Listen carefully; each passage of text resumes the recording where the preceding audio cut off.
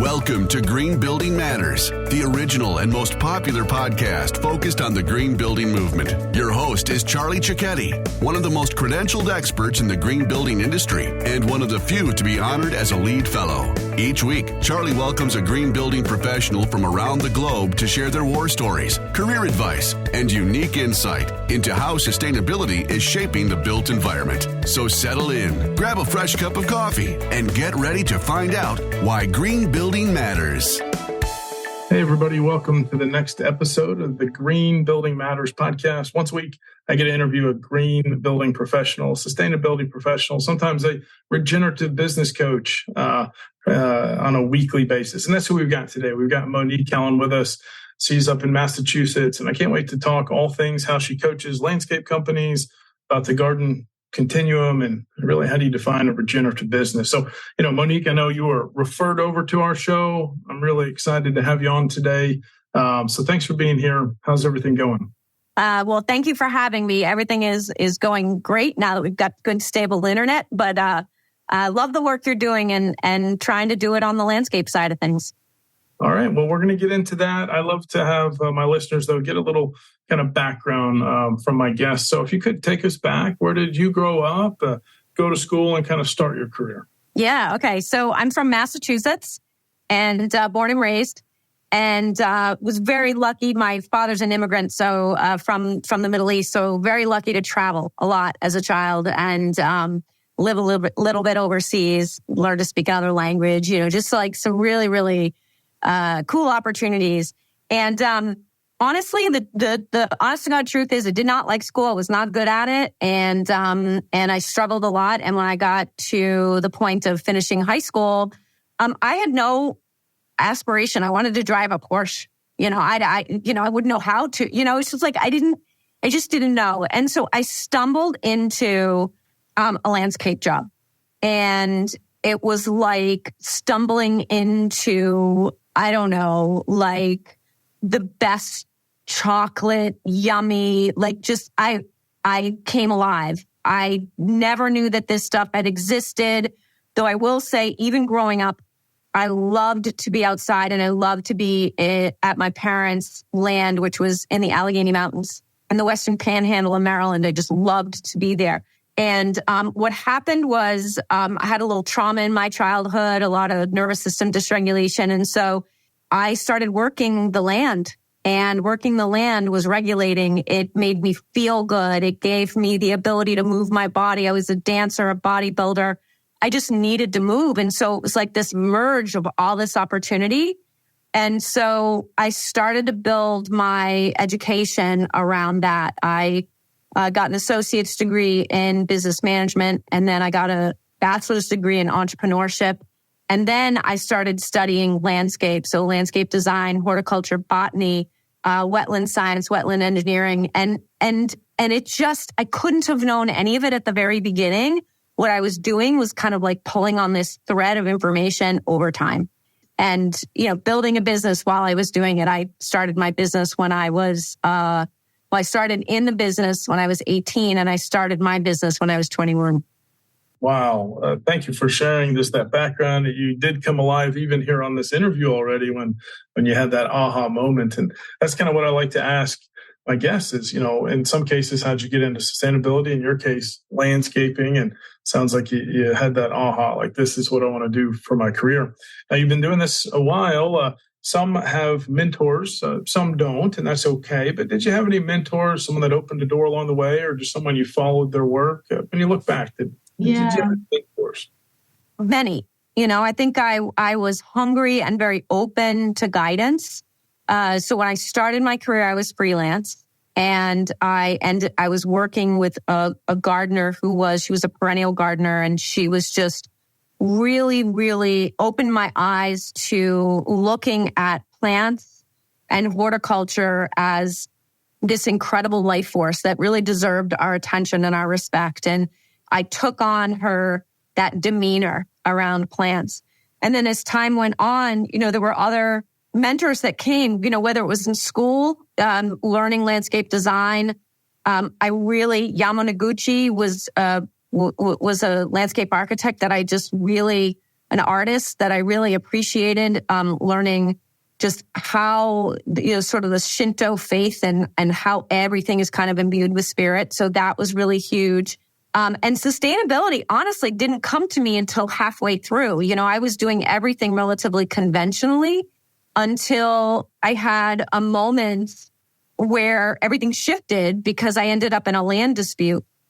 And the land dispute somehow turned into this connection with a neighbor who ultimately, even though we fought, we really, really fought around this land thing. Years later, she ended up recommending me to the local conservation commission and said that conservation commission needed me on there because I had what they needed. I didn't know anything at that point. I was sort of following the This Old House track. I worked for a lot of the This Old House teams. And so this just shifted, totally shifted my perspective. And now it was really conservation and wetland and then trying to understand sustainability. And I was already in, almost 20 years at that point.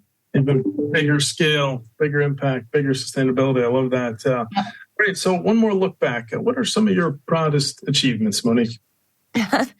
So raising kids, that was pretty proud. Really, really awesome 3 kids. But for me, I think the biggest things is, on the one hand is my company, the evolution of my company, the fact that I've been able to allow this company to evolve into the sustainable regenerative space from a really conventional company going forward to sort of stay open. That's been huge.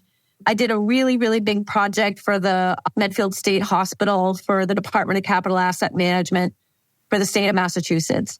And that was an amazing project. I had sat on the Conservation Commission for almost 9 years, and I got this job and needed to move off the commission because it took 5 years to do this project. And it was a huge bank stabilization and rebuild of a floodplain off the Charles River.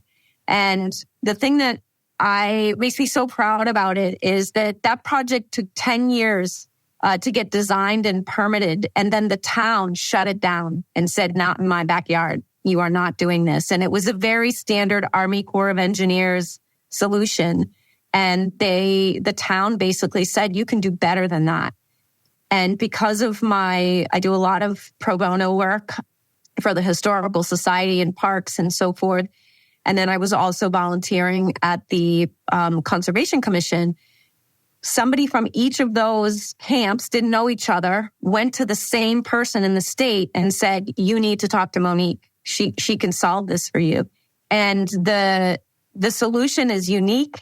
It's amazing. It's holding to this day. We did basically we were able to restore something like, I don't know, I want to say it was like 5 million gallons of flood storage over 3 acres. It took 5 years, and it was just awesome. It was awesome. I learned so much. And then the last thing is my book. I wrote a book. I decided I wanted to see if I could get what I thought about landscaping in a book, and I did it. That project took me 7 years. So those are my big 3. Multi-year efforts on all of them, right? You put a lot of passion into it, and I'll have to get a copy of your book. We will put a link in the show notes. My mom has a very small landscape business in the North Georgia mountains, so I'd love to share that. Yeah. So let's talk present day. Tell us more about your company and what excites you on a day-to-day basis. What do you do? Yeah. I tell you, Charlie, I am so lucky to still be excited about the work I do. I really think the work that we do is important. I do a lot of wetland work. So a lot of jurisdictional work and a lot of work where I'm really trying to heal the land. But while I'm doing that, I'm healing the human. And my job really, more than anything, is to bring as much access to nature to humans as I can. So I have a sort of that triple bottom line mindset where it's like planet, people, profits, right? And one cannot happen without the other. It's not a question of it's linear. It's like you roll these 3 aims of planet, people, and profits together. and are always looking through that triple lens to say, is this project creating a betterment, or is it at least somewhat neutral, but it just can't be degrading or detrimental? I love teaching that. And so that just really jazzes me. My job for the Garden Continuum, I'm the CEO of the Garden Continuum. We're still an active design, build, and gardening firm. But I don't go out and physically do the work all that much anymore. My job is to train. My job is to teach. My job is to help the staff be able to do that. And I really like it. I really like tending humans and cultivating team. My other business is called the Lifescape Coach. And this is where I teach this to people who are trying to run sustainable businesses. Sustainability is a great idea, but if you can't have teams, cohesive teams that can work together, that can collaborate, that can work through the sticking points of getting permitting or coming up with good designs or getting clients on board, if you can't get that cohesiveness within the team, all the great ideas about sustainability won't happen. And so my real love is figuring out how to garden the people, cultivate the teams, and build the companies that do this amazing work. That is exciting. Lifescape, I love it. Everyone's got to connect with you on LinkedIn, and who knows, they need a little more of you. This is great energy here, and I just love that you are so passionate day to day in the work you're doing. You mentioned some multi-year projects. It's hard to pick a favorite project, but is there anything you're kind of currently working on you're excited about? Well, I'll tell you, one project, we've actually finished it and we're continuing to work because I'm a firm believer that if someone, anybody can have a big budget, right, to do a big project. If I've learned anything in sustainability work is that if you don't have the budget to care for something long term, why do it? It's just, why do it? It's sort of this conundrum of care. We want to talk about things being sustainable. We want to talk about things having longevity. But the problem is, Mother Nature isn't static. She's moving all the time. So if there is zero consideration for care, you're going to fail. It's just, you're going to fail. It's not a matter of whether you're going to fail or not. It's a matter of when. And so I think the biggest thing for me right now that I continue to work on is this idea of educating people to partner with nature and to feel really good about it. Like, don't be pissed off because you're mowing your lawn. Instead, why don't we reduce your lawn? Having a little patch, that's fine. But why don't we reduce your lawn and put things there that are going to be more sustaining, and allow you to maybe do care 3 times a year or twice a year as opposed to every week, So I love that. And one of the projects that I worked on, which was really cool, is we had a property that built a really beautiful home, kind of a modernish home. And it was kind of built on rock. I mean, it was just not a very hospitable place. And what I'm super proud about is we've created a proprietary soil mix where what we're doing is incorporating biochar and compost and a couple of other ingredients in together to actually build soils so that what we're able to do is jumpstart ecosystems. And we did this property, and like when I go back and look at it now, we maintain it still. I am blown away. I'm just blown away when I look at the pictures of what it was and what it is now. And, it's like one of those things, I know you've had this, like you have that client, the one who's like, they're really invested. They really, really want to do the work that you're doing. It's never pulling teeth. It's one of those clients. So I'm kind of on this quest to be able to match our work with those clients, the people who are already invested emotionally, mentally, financially in doing this kind of work.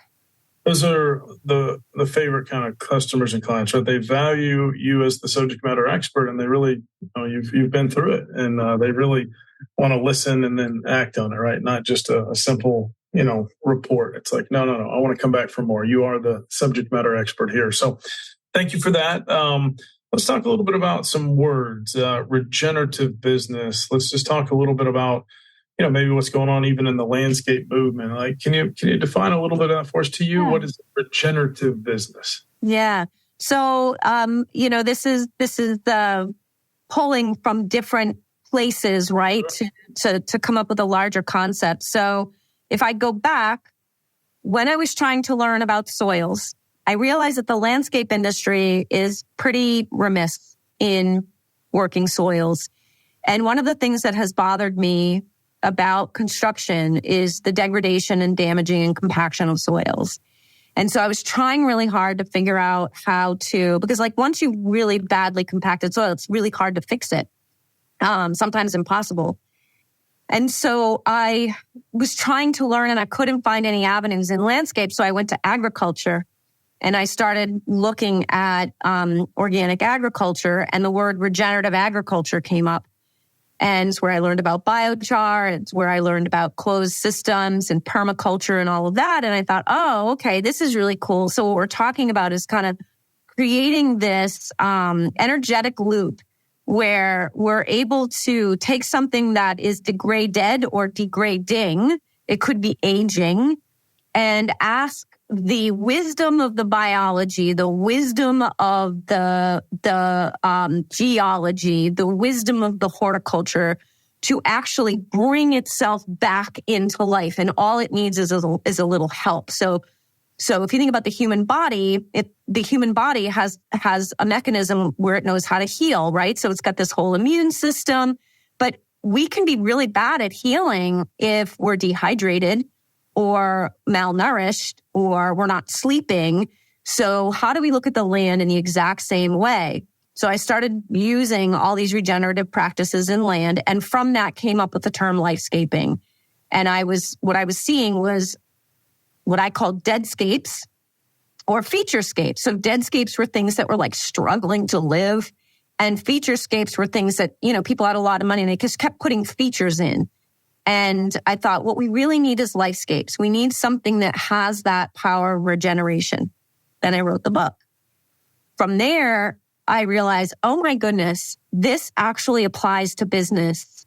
Because if you look at the way businesses work, businesses start, they have this emergence quality. It's the same emergence quality that we have in the springtime when the plants reemerge from the earth, right? Then they begin to evolve. They evolve through all of these phases of living. And then there's a moment of entrenchment, right? There's a moment where they're kind of like the thing that they're wanting to be. And then there's a devolving. There's where they start to fail. And so the question was, how is this appropriate for business? How do we look at businesses that are growing and doing really, really well? And by virtue of their success, they start to fail because they don't have the systems in place to actually help them move to the next level. So the thing that really jazzes me is this idea of growth and scaling, and how those two things, we need to go back and forth, because growth, and nothing else, that's basically cancer. So instead, what we want managed growth. We want to figure out how to scale what's really good, build a higher platform, plateau for a minute, and then go to the next level. To me, this is regenerative work. And it also helps to heal the owner, because owners get really strung out. And so if they know that they're going to work really hard, but then they can plateau, they can have a base camp for a while, regroup, figure it out. What are the resources I need? What are the skills I need? What are the things I need to forget? And now I can move up to the next level. To me, that's the story of regeneration. What a wonderful approach and definition. And I, as a small business owner and entrepreneur myself, I need some of that too. I think, there's a book I quoted recently is Atomic Habits, James Clear. You don't rise to the level of your goals and ambitions. You fall to the level of your systems. And I think that's a little bit of what you're coaching there. So you nailed it. Everybody heard it here. Regenerative business. I love it. All right. So let's look to the future. You could talk about, your industry, but just, hey, what's coming down the road? What's exciting? What do you think the future of maybe the sustainability side of things, or even the landscape industry? What's kind of exciting to you? I think one of the things that's the most exciting to me is that, I think that land is going to get more and more attention, and hopefully more and more funding. I've been in this industry. It's like my 39th year in this industry. So I've seen it through different economies. I've seen it through different mindsets, when using pesticides, was not great, but everybody was doing it. And, it's just, I've seen so many changes. And what I'm starting to see is that the kind of esoteric nature of the words like sustainability and organic practice and regenerative is going away. And more people are talking about healthy sites. And I think that the building industry is much farther ahead in the sense that there's been a lot more probably money and energy put into the actual buildings. But even when I go to what are considered green buildings, I'm horrified by the landscapes. And so I think that that's starting to change. I think that I'm seeing the landscape world start to catch up with everything that's happened in the building world. And, like when you go to, a parking lot, and that parking lot is, every parking island is basically a native habitat, and it's a pollinator. Instead of having, sad yews and rhododendrons in the middle of cars, you have beautiful drainage areas, or you have plants that are a food source so that it's not a huge desert. So I am really excited to see how the larger world of building is going to embrace land and just add more and more of these regenerative spaces, for lack of a better word, within the built environment. You've got an optimistic outlook for the future. So do I. And this is a great reminder to our listeners. I spend a lot of time on buildings, vertical. You're just, this is fresh for us to realize, no, don't forget about all the land here and just so much that we have to do and protect. So thank you. Oh, yeah. Let's get to know you a little bit more. What would you say is your specialty or gift? So, my gift is that I have an uncanny ability to see order through chaos. I can see it in the land. I'm somebody who can get onto a piece of land and I can feel where it's hurting. I know where it needs attention, and it does not take me long once I'm on a site to know the direction that we need to go. One of my specialties is I'm very good at dealing with enforcement orders and places where people have gotten in trouble, and you have permitting bodies upset with them because they haven't. So I'm good at fixing those kinds of things. And another part for me that I feel that I do really well is garden people and cultivate teams. That is it. I really do believe in the magic that happens when people who are aligned and they're sort of fueled up and seen, how well they can work together. It's like the collective brain is so much better than people who are dying to be out in the front all by themselves and get all the credit. And so those are the two places for me where I feel like I shine. That is your specialty or gift. I love it. Do you have any good habits, routines, rituals that help keep you on point? Definitely. I'm a yogi. I teach yoga. I do yoga. I study yoga philosophy. I train new yoga teachers, and it's been really good for me to stay in that perpetual learning space, because ultimately yoga really isn't about just being fit. It's about just being a better human. I mean, being easier to be around, working with your own triggers and habits and issues. We all have them.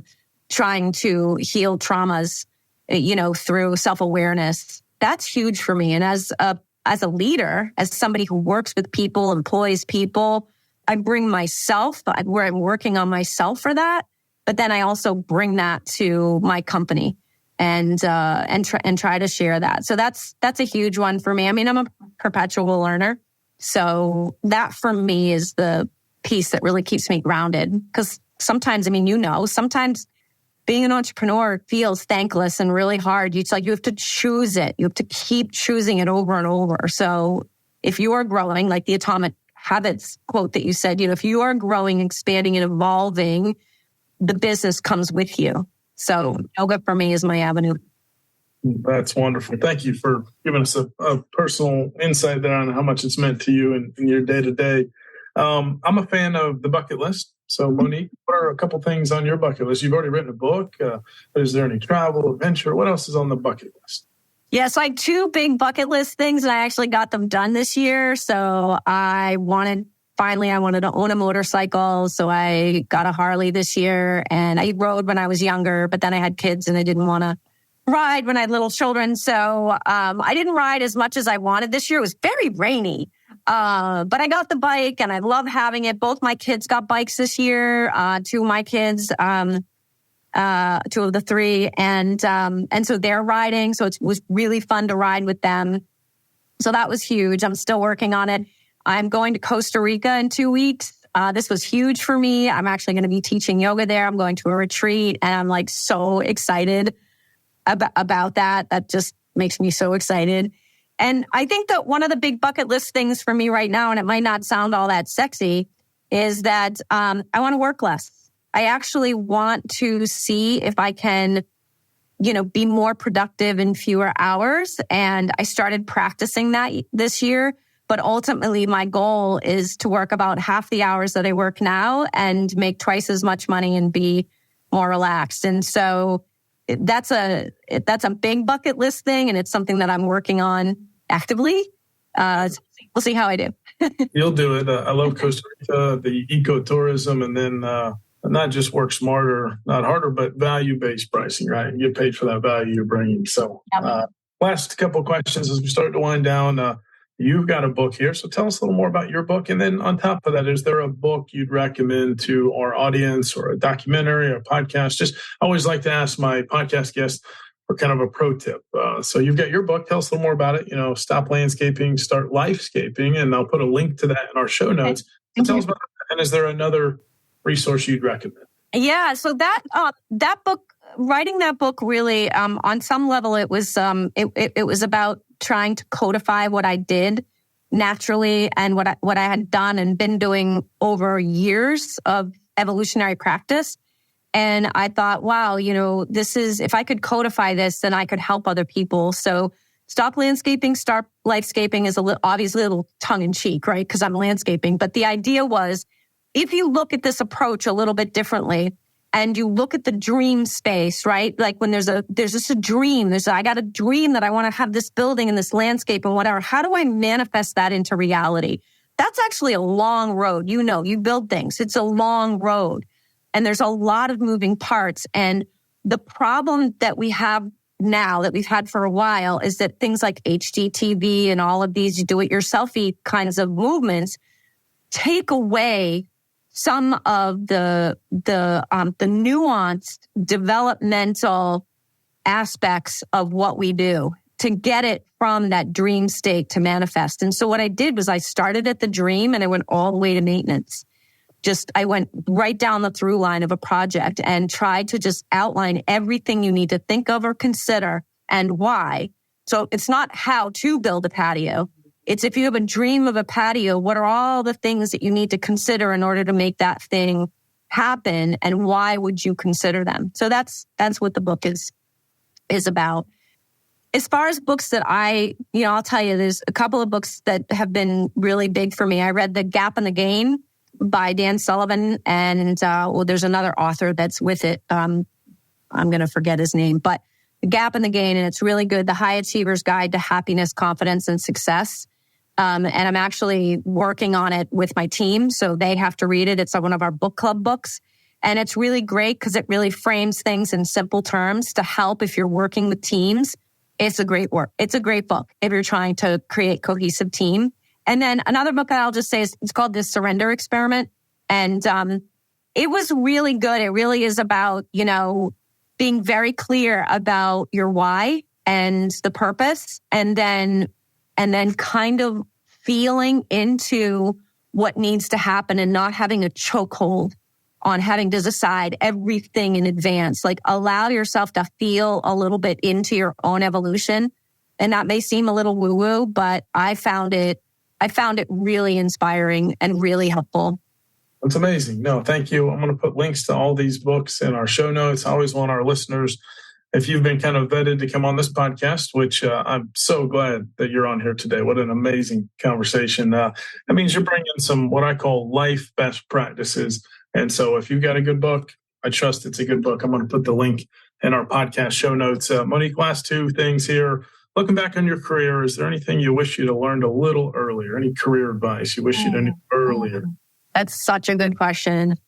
And we probably don't have enough time. But I would say, as a woman in a pretty male-dominated industry, I think if someone had told me that I didn't have to turn myself into a guy to be successful, that I didn't have to over-embrace masculine energy, that I could also stand very strong in my femininity. I think where I'm doing really, really well now is, post raising children, post being a mom, and well, I guess I still am a mom, but I've embraced kind of a more holistic kind of approach. I mean, I tap into my masculine energy all the time. I'm a contractor at heart, but there's a softness that I didn't get until I was probably in my 40s.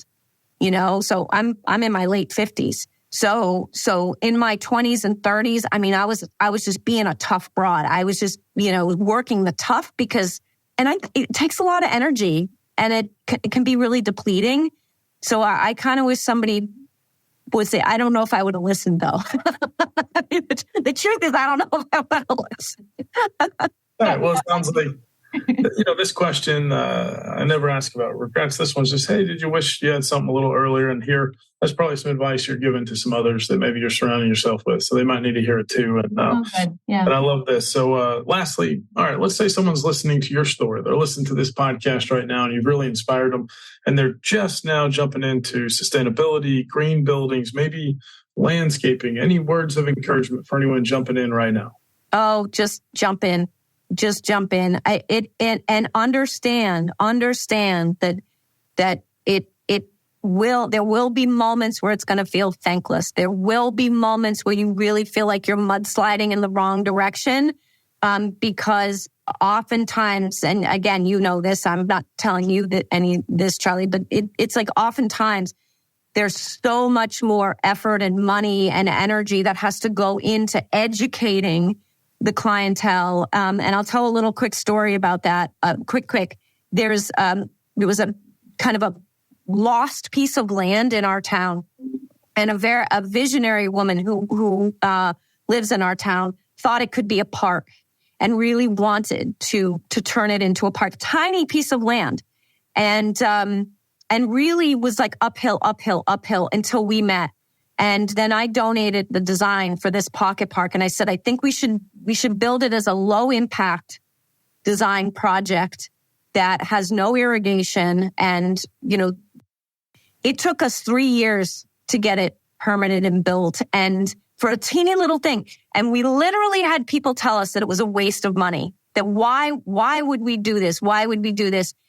The most satisfying thing was then a year after it opened, we have people to this day still coming up to us and to Jean saying, oh my gosh, that is the best place. I love that place. I take my kids there every day. I have my coffee there. So forgive them for not knowing, and keep doing the educating. Keep your heart open. Stay open and generous, because it is going to come around, and the industry needs people like you to do that. Well, you've inspired us today. I'm fired up. I'm glad I've gotten to know you a little more. And I think I'm going to put links to your book, definitely to you on LinkedIn. Make sure everybody listening, connect with Monique. Let her know what you thought of today's conversation. And I just want to say, hey, you're doing an amazing job. I'm glad I got to know you more. And thanks for your sharing your story today. So thank you so much. Oh, thank you, Charlie. Thank you so much. And thank you for the work you do. Just really, really awesome. Education is so important. Thank you. Thank you for listening to this episode of the Green Building Matters podcast. At GBES.com, our mission is to advance the green building movement through best-in-class education and encouragement. Remember, you can go to GBES.com/podcast for any notes and links that we mentioned in today's episode. And you can actually see the other episodes that have already been recorded with our amazing guests. Please tell your friends about this podcast. Tell your colleagues. And if you really enjoyed it, leave a positive review on iTunes. Thank you so much, and we'll see you on next week's episode.